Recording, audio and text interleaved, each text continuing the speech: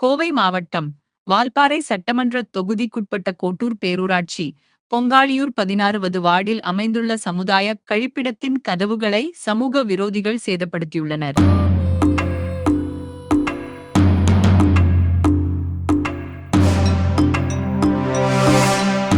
இதன் காரணமாக பொதுமக்கள் கழிப்பிடத்தை பயன்படுத்த முடியாமல் கடும் சிரமத்திற்கு ஆளாகியுள்ளனர். குறிப்பாக திறந்த வெளியில் இயற்கை உபாதைகளை கழிக்க வேண்டிய அவல நிலை ஏற்பட்டுள்ளது. மேலும் அங்கு குடிநீர் வசதி இல்லாததால் பொதுமக்களின் சிரமம் மேலும் அதிகரித்துள்ளது.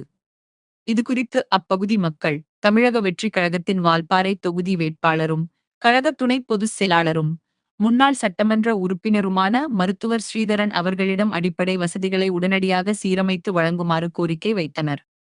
பொதுமக்களின் கோரிக்கையை ஏற்றுக்கொண்ட மருத்துவர் ஸ்ரீதரன் அவர்கள் சம்பந்தப்பட்ட அதிகாரிகளிடம் தொலைபேசி மூலம் தொடர்பு சமுதாய கழிப்பிடத்தை உடனடியாக சீரமைத்து குடிநீர் வசதி உள்ளிட்ட தேவையான அடிப்படை வசதிகளை ஏற்படுத்த நடவடிக்கை எடுக்குமாறு வலியுறுத்தினார்.